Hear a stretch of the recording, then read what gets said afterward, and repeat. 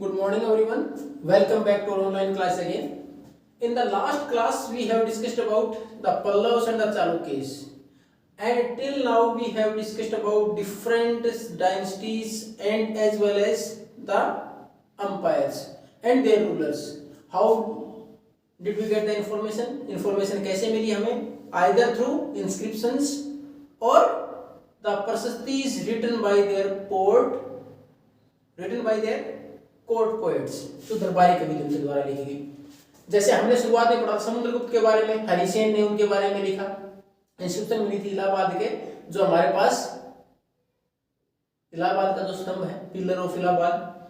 अब उसके बाद अशोक का पिलर इलाहाबाद था। उसके बाद दूसरा हमने उसके बाद पढ़ा था हर्षवर्धन के बारे में, बाण भट्ट ने उनकी बायोग्राफी लिखी थी। उसके बाद हमने पल्लव और चालुक्य जिसमें महत्वपूर्ण शासक थे पुलकेशिन सेकंड, उनके बारे में पढ़ा। उनके फिर वही पोएट थे, कोर्ट पोएट कौन? रविकीर्ति। अब उसी प्रकार देखो कि एडमिनिस्ट्रेशन प्रशासन कैसे चलता था। अब ये जो राज्य थे इनके बारे में हमने पढ़ा, शासक किस प्रकार के थे उनके बारे में हमें जानकारी मिली, तो इनका प्रशासन किस प्रकार का था। अब शुरुआत से ही कभी से देखें, आज भी हम ये बात करें टैक्स से ही, सरकार के पास पैसा आएगा कहां से? टैक्स से आता है। At that time the main occupation was agriculture. पहले महत्वपूर्ण व्यवसाय क्या था? खेती करना था। तो land revenue was important at that time. उस टाइम पर भी लैंड रेवेन्यू थी, जमीन से जो पैसा मिलता था, टैक्स के तौर पर जो पैसा मिलता था वो महत्वपूर्ण था। जैसे बाकी जो राज्य थे उनमें होता था, वैसा ही ये जो एडमिनिस्ट्रेशन हमने पढ़ा, जो अब हम पढ़ेंगे, पल्लव हैं, चालुक्यज हैं, चाहे हमारे गुप्त डायनेस्टी की बात रही हो, इन सब में भी अगर हम देखें तो लैंड रेवेन्यू सबसे इंपॉर्टेंट थी। और प्रशासन की महत्वपूर्ण इकाई की होती गांव। प्रशासन की महत्वपूर्ण इकाई होती है गांव, यानी प्रशासनिक तौर पर गांव की व्यवस्था कैसी होगी, गांव को महत्वपूर्ण आधार माना गया उसमें। आज हम अगर बेसिक यूनिट करें प्रशासन की, तो हमारा डिस्ट्रिक्ट है, डिस्ट्रिक्ट के अनुसार प्रशासन की व्यवस्था की जाती है। पहले गांव बेसिक यूनिट थे प्रशासन के।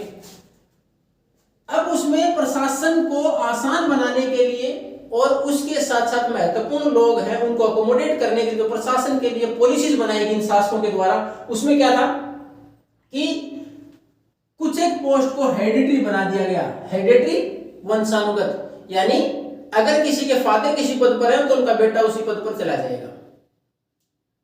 तो इसी प्रकार हेरिडिटरी का होता है एक के बाद एक। इसमें एग्जांपल दे रखे हैं कि कुछ एक पोस्ट हेरिडिटरी बना दी गई थी। जैसे पोएट हरिसेन थे। पोएट हरिसेन किसके दरबार में थे? सबसे पहले हमने शुरुआत की थी समुद्रगुप्त के दरबार में। जो पोएट हरिसेन थे, वो कौन थे? महादंड नायक। महादंड नायक जो चीफ जुडिशियल ऑफिसर, मुख्य न्यायिक अधिकारी, जैसे आज हम चीफ जस्टिस बोलते हैं, तो उनको जो पद मिला हुआ था पोएट हरिसेन को, उनके पिताजी का पद था, यानी उनसे पहले उनके फादर उस पद पर काम करते थे, मंत्री थे, महादंड नायक थे। उनके बाद ये पद किसको दे दिया गया? हरिसेन को दे दिया गया। कई बार जो महत्वपूर्ण मंत्री होते, पद होते, वो एक मंत्री को कई सारे काम भी दे दिए जाते, एक मंत्री को कई प्रकार के विभाग भी दे दिए जाते, जैसे आजकल भी होता है। जैसे मुख्यमंत्री जो 2-3 डिपार्टमेंट अपने पास रखता है। अब अगर राजस्थान की बात करें तो अशोक गहलोत मुख्यमंत्री तो है, साथ में फाइनेंस मिनिस्टर भी वही है, यानी बजट भी खुद पेश करते हैं। पिछली सरकार में वसुंधरा राजे भी खुद ही करती थी। तो उसी प्रकार क्या है कि एक ही मंत्री के पास और कई डिपार्टमेंट हो जाना। तो इसी प्रकार हरिसेन, आपने देखा हरिसेन के पास एक तो न्याय की व्यवस्था थी, उसके बाद ही was also known as Kumar Amatya. Kumar Amatya important minister, यानी महत्वपूर्ण मंत्री उस दरबार के। उसके बाद एक और, उनको संधि विग्रह, संधि जोड़ना, विग्रह तोड़ना। तो युद्ध संधि की अगर बात करें तो समझौता, शांति स्थापित करना, विग्रह युद्ध, यानी युद्ध या शांति संबंधी डिसीजन लेने होते हैं, वो भी उसके लिए मंत्री कौन थे? हरिसेन थे। यानी किस देश के साथ युद्ध लड़ा जाएगा, किसके साथ संधि की जाएगी, क्या कुछ शर्तें होंगी, ये सब कौन डिसाइड करते? हरिसेन ही करते। तो कई बार एक महत्वपूर्ण मंत्री के पास और मंत्रालय भी दे दिए जाते, उसके साथ साथ हेरिडिटरी होते पद, यानी उनके बाद उनकी नेक्स्ट जनरेशन उस पद पर काम करती। अब और प्रशासनिक सुधार की तो बात करें, प्रशासन को और मजबूत करने की बात करें, व्यवस्था को बनाए रखने की बात करें, तो उसमें एक था लोकल एडमिनिस्ट्रेशन। लोकल एडमिनिस्ट्रेशन का जब भी डिसीजन लेने होते, यानी स्थानीय तौर पर कोई डिसीजन लेने होते, the important people are asked और involved in the decision making. जो महत्वपूर्ण लोग होते हैं उनको डिसीजन मेकिंग में शामिल करते हैं। महत्वपूर्ण लोग होते हैं उस एरिया के, उनको डिसीजन मेकिंग में शामिल करते हैं। अगर गांव की पंचायत है, गांव के कुछ महत्वपूर्ण लोग या तो शिक्षा के तरफ शिक्षित व्यक्ति ज्यादा हो या किसी बड़े पद से रिटायर हो, उस व्यक्ति से पूछते हैं, क्योंकि वो महत्वपूर्ण व्यक्ति उस गांव के लिए। उसी प्रकार उस टाइम के ऊपर भी लोकल एडमिनिस्ट्रेशन में जो महत्वपूर्ण लोग होते थे उनको डिसीजन मेकिंग में शामिल किया जाता था। यानी वहां से जब डिसीजन लिया जाएगा तो उन लोगों से पूछा जाता था, उनसे एडवाइस ली जाती थी। जैसे वो लोग होते कौन थे, नगर श्रेष्ठी। नगर श्रेष्ठी कौन होते, या तो मर्चेंट या बैंकर्स। बैंकर्स महाजन, जो पैसा उधार लेन देन का काम करते हो, और उसके साथ मर्चेंट व्यापारी, यानी उस इलाके का कोई काम करना और वहां कोई महत्वपूर्ण व्यापारी, से पूछा जाता था किसी डिसीजन के बारे में। उसके बाद दूसरा सार्थवाह होता था लीडर। लीडर किसका, कार्यवाहक समूह का। अब देखोगे कि एक महत्वपूर्ण ग्रुप है, उसका कोई लीडर है, उससे पूछा जाता वहां के डिसीजन, उस एरिया के डिसीजन लेने के बारे में। उसके बाद होता था प्रथम कुलिका। प्रथम कुलिका कौन, दो चीफ क्राफ्टमैन, महत्वपूर्ण जो क्राफ्ट का काम करता है, शिल्प का काम करता है, कोई बास्केट बनाने का काम कर सकता है, कोई कपड़े बनाने का काम, यानी वूवन क्लॉथ, कपड़े बुनकर हो सकता है कोई अच्छा। उसके साथ मैसन का काम करने वाला कोई राजगीर, अच्छा आर्किटेक्चर हो सकता है।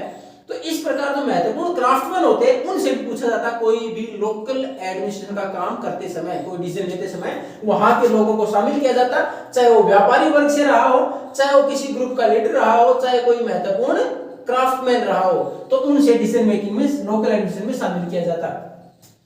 अब ये जो एडमिनिस्ट्रेशन था, इनको अच्छे परिणाम भी मिले। इस प्रकार लोगों को अकोमोडेट, जो महत्वपूर्ण लोग थे उनको शामिल किया गया, तो प्रशासन अच्छा भी चलाया गया। लेकिन कुछ समय के बाद ऐसी परिस्थितियां भी बनी, इनमें से जो महत्वपूर्ण लोग थे, ये जो महत्वपूर्ण लोग रहे, इन्होंने जैसे ही राजा कमजोर हुआ, कई बार अगर राजा का प्रशासन पर मजबूत पकड़ नहीं होती, तो they try to make independent kingdom, ये अपने खुद के राज्य स्थापित करने का प्रयास करते। और बहुत सारे ऐसे लोग थे जिन्होंने इस प्रकार अपने राज्य स्थापित भी किए। और इसने आपका एक एग्जांपल पढ़ा था डेक्कन में, कि राष्ट्रकूटों में दंतीदुर्ग एक ऐसे ही पहले सहायक रहे थे, उसके बाद उन्होंने अपना अलग किंगडम स्थापित कर लिया था, राष्ट्रकूट राज्य। तो इसी प्रकार महत्वपूर्ण लोग प्रशासन में जो शामिल होते, इनको महत्वपूर्ण पद दिए जाते, इनको हेरिडिटरी कर दिया जाता उनके, यानी आगे जनरेशन उसको ऊपर आती उस पद के ऊपर। लेकिन कई बार अगर राजा कमजोर होता, प्रशासन को ढंग से नहीं चला पाता, तो ये लोग शासन के ऊपर कब्जा कर लेते और नए राज्य की स्थापना भी कर लेते थे। In the next class we are going to discuss about more regarding the administration, their war policies and other policies. If you have any doubt, then you can ask. Thank you and have a nice day.